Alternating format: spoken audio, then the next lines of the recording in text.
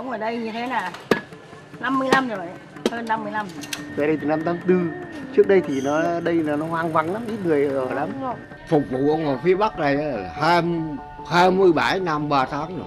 Thế và còn hai vợ chồng già thì vẫn ở đây. Trên thì thực sự là có chú ý đến dân hay không thì chắc là cũng có chú ý. Thế nhưng mà chắc là không xuể được. Có nhiều cái nó phức tạp. Rồi với này khi nào nó đi thì nó có quài, nên không sợ. Nghe tiếng còi tàu cảm như nhà mình đổ. Rình. Chứ nhưng mà nói thực là từ cái năm bác ở đây đến giờ chưa một người nào ở đây xảy ra. Nhưng mà toàn ở đâu ấy, nó đến đây cái là bị chết luôn. Nó là mình nó sống ở khu phố này ạ.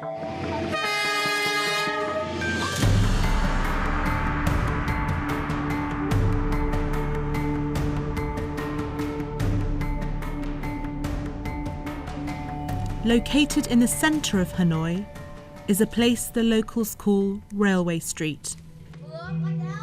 The railway runs right through it, and rows of houses are built alongside the tracks. It's a densely populated area with extended families living in cramped accommodation. The railway runs from Long Bien station to Hanoi, and from Hanoi to the end of Kiam Tien Street. The country's railway system is operated by the state-owned Vietnam Railways. It was built in the 1880s during French colonial rule. Not much has changed since. Railway Street is just another road which passes through the city, but for the locals, it's their home.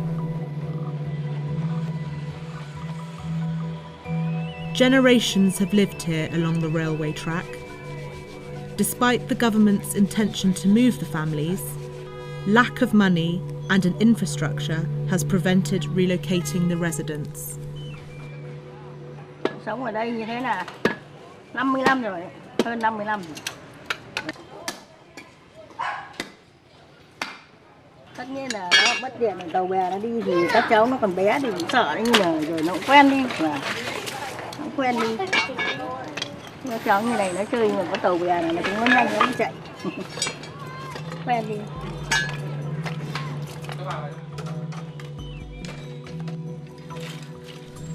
The children who live here may not know how long the railway has been around, but they certainly know how many times the trains go by each day. And they have to know the train timetable so they can avoid the incoming trains.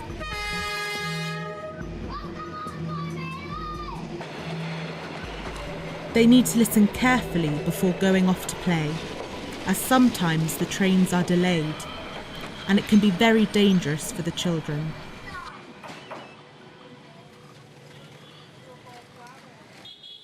Tôi phải làm kiến trúc này, đi xây dựng nhà cửa này, các nhà ga để sân ga ở trong đấy. Ngày xưa còn chưa có chúng nói là đi lưu động, cứ đi suốt đường Lào Cai, đường Thái Nguyên rồi đường Lào Cai đâu biết. Nhưng mà từ ngày mà có cháu đến giờ là không phải đi nữa thì về đây ở cho nó tĩnh một chỗ. Nên về đây từ năm 60, lâu lắm rồi.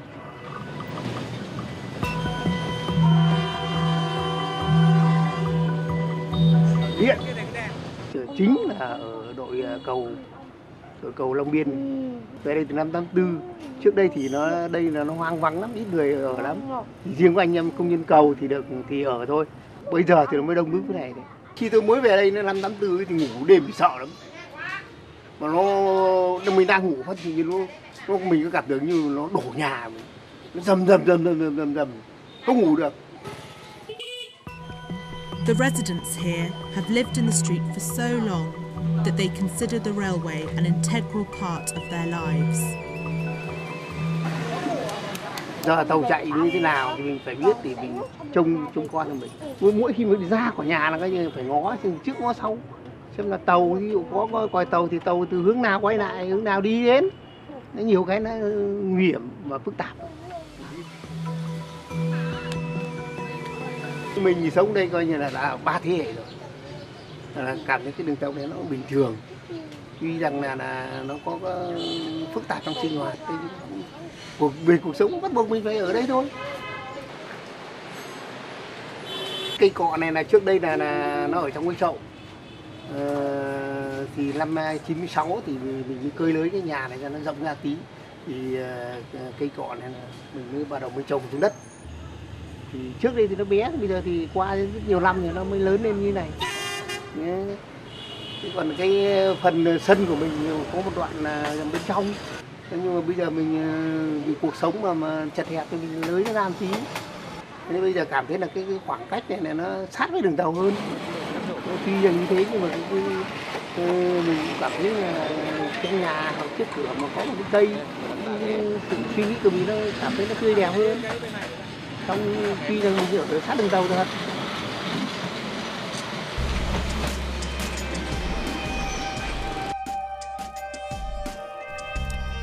These steel tracks haven't moved since the French built the railway across Southeast Asia. But the houses have moved closer and closer to the tracks as the years have gone by. In the past, Vietnamese people have been very good at managing to live in cramped spaces. Even so, it's quite impossible to get 6 or 7 people to live in a space of not more than 30 square metres. The residents need more room, but they already live inches away from the tracks and they have nowhere else to go. The people who first moved here were railway workers. This used to be the communal accommodation where many workers lived. In those days, a small house located near the railway was considered as decent accommodation, even though it took the owners a few months to get used to the vibrations every time the train went past.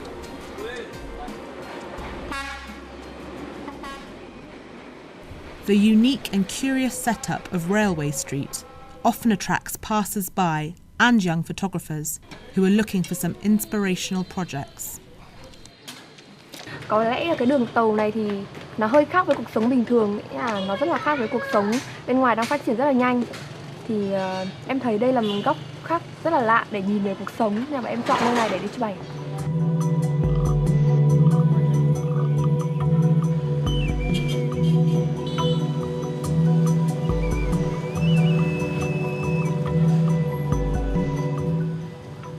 Thực sự thì em chưa tiếp xúc nhiều với những đứa trẻ ở đây, thế nhưng mà có lẽ là chúng cũng mang một cái gì đấy hơi hoang dại một chút của những đứa trẻ đường phố.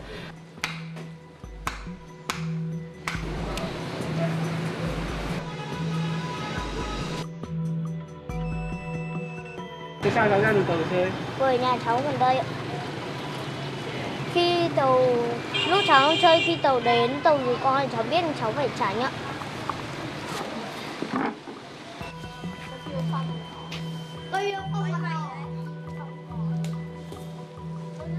These children are third-generation Railway Street residents.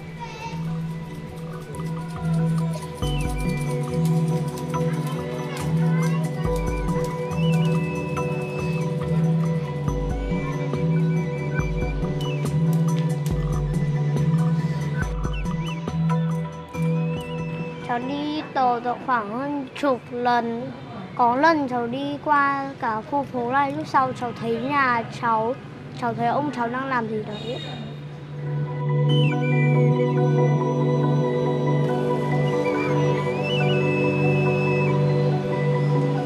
Lúc cháu sinh ra cháu ở Hà Tây, cháu học mẫu giáo thì cháu chuyển về đây sống cùng bà nội.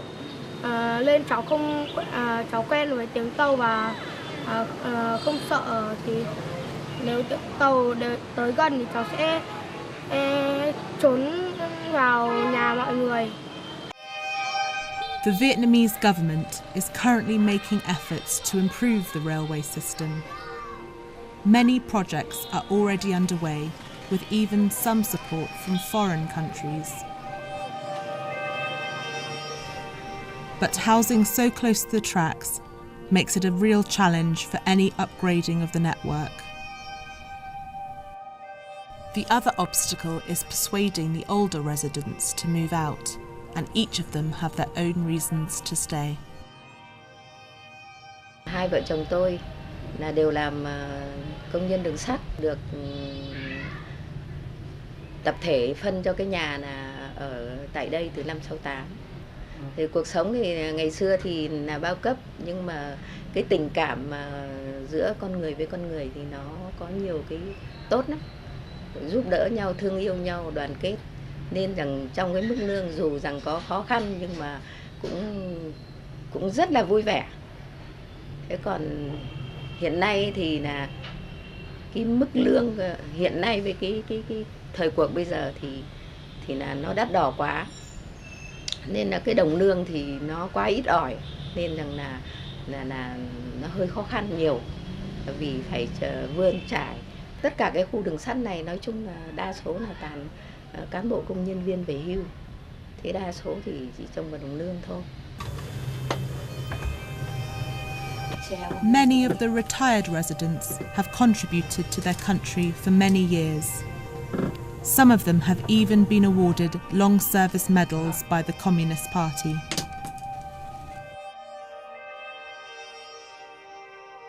Làm công tác chuyển về Hà Nội này. Đây ông nhìn cái ảnh ngày xưa của tôi này. Đấy. Ông nhìn tôi lúc giờ trẻ chưa? Mới 15 tuổi. Cái này là 80 tuổi. Cái này tôi hơn 35 tuổi.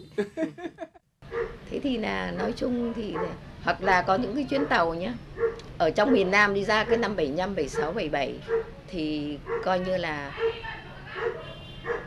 tôi còn dắt cả các em ra để đón ở ngoài ga. Đấy. Thì về thì lúc bây giờ thực tế là sung sướng quá. Thì các con ra đứng đây thì ba lại phất cờ lên là gọi một câu. Đấy, thế thì tàu hút qua, mang được 2 yên gạo mấy gói mì chính. Đấy, thế là quá phấn khởi. Đấy, cái lúc bây giờ thì là cái cũng thế là vui, cuộc sống cũng là vui.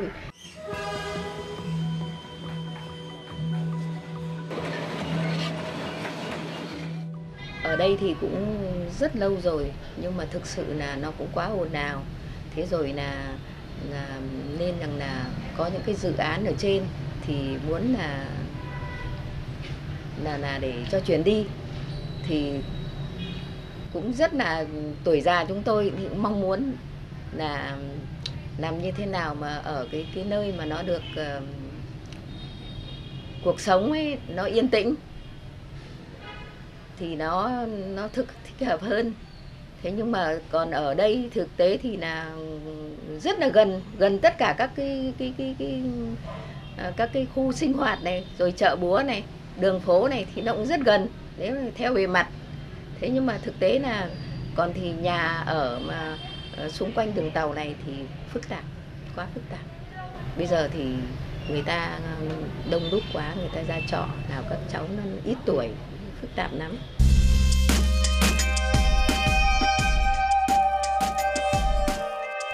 In 2009, the government proposed a project to move people out of the area. But the authorities have not yet been able to convince the residents how this will be done and how much compensation will be offered to them. So, for now, the situation has remained unchanged. Đền bù mà ít ỏi, không đủ tiền để mua nhà, hoặc là không đủ cuộc sống thì rất là vất vả cho gia đình chúng tôi. Nơi xa mà trường học nó xa xôi để bố mẹ các cháu đi làm thì là đưa đón rất là vất vả.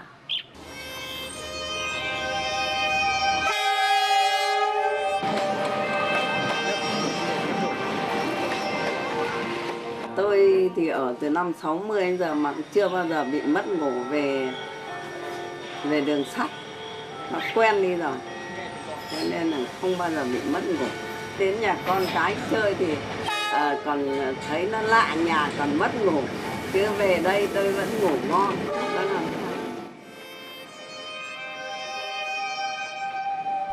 Despite their cramped living conditions, the residents have accepted their situation. After all, they are living right in the centre of the capital, just a few steps away from the heart of the country. The elderly are reluctant to move for many reasons. On the one hand, they have been living here for so long that they fear one day they will be forced to move out of this railway village into modern apartment blocks and high-rise buildings in the city centre, which they are unfamiliar with. And on the other hand, they can earn a living here by running small tea shops or renting out their house. Vợ chồng mình thì bán hàng nước ở đây từ năm 90 rồi, tức là sau khi về hưu. Thì hàng nước đây thì xóm hàng ra thì hút đi chỗ nào chết nước. Nhưng mà bán nó từ lâu rồi. Thì cái giờ tàu thì tiếc là đều nắm được hết. Ví dụ như ngày chủ nhật này là có 3 chuyến về ban ngày. Chuyến 11 giờ này, chuyến 1 rưỡi này và chuyến 3 rưỡi.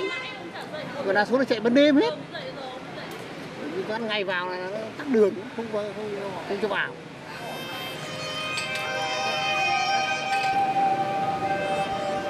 Mình cứ tầm khoảng độ 5 giờ dậy đun nước, pha chè xong rồi dọn ràng ra.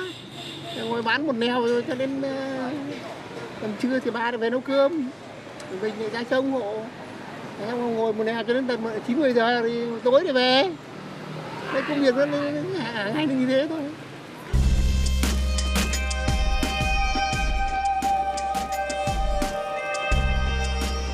Even when there are no trains, the street is a thoroughfare for passing motorcyclists and pedestrians. More hazards for the locals to watch out for. Although the residents here know the dangers of living near a railway, for visitors new to the street, it's a different story. Dăm năm nay đấy không việc gì, chứ 5 năm về trước à, Hải Phòng đến đây buôn bán nhảy tàu như chết la liệt, chết sợ. Người ta buôn bán hàng cá, hàng rau, hàng tôm tép, chứ ở nhà Hải Phòng lên đây là có nghĩa là muốn vào ga tránh vé mà. Cứ dê hàng nhảy vứt xuống đây này thì người nhảy theo, thì gọi là cái ba đợt sốc nó đánh vào cái đèo lan cù chết. Là cái chuyện thường.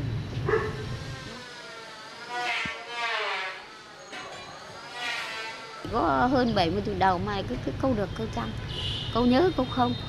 Đấy, cho nên là mắt thì kém này, mắt trông này thôi này nhưng mà chả nhìn thấy cái gì đâu. Những hôm mà mưa tối trời như thế thì bác thường ở trong nhà thôi. Đấy, cho nên là không dám đi ra sợ một nữa nó trượt chân, hai nữa trượt lại cái dép chứ bỏ cái dép đấy. Cái kiểu ấy là có rồi, cho nên là mình phải phòng xa, là mình già rồi. Còn thanh niên thì thỉnh thoảng nó đi thì nó tinh mắt, tinh mũi, chân tay nó mạnh dạn thì nó bước thì lại không sao. But for the elderly, life has its limitations. They need to stay at home at night, as with their failing eyesights, it's hard for them to tell the difference between the light from a motorbike or one from a train. The pace of life in Railway Street seems slower and less noisy at night.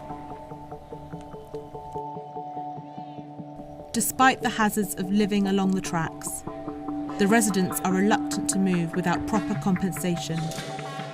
So for now, life goes on, and until a solution is found, they will carry on living their normal life along the tracks of Railway Street.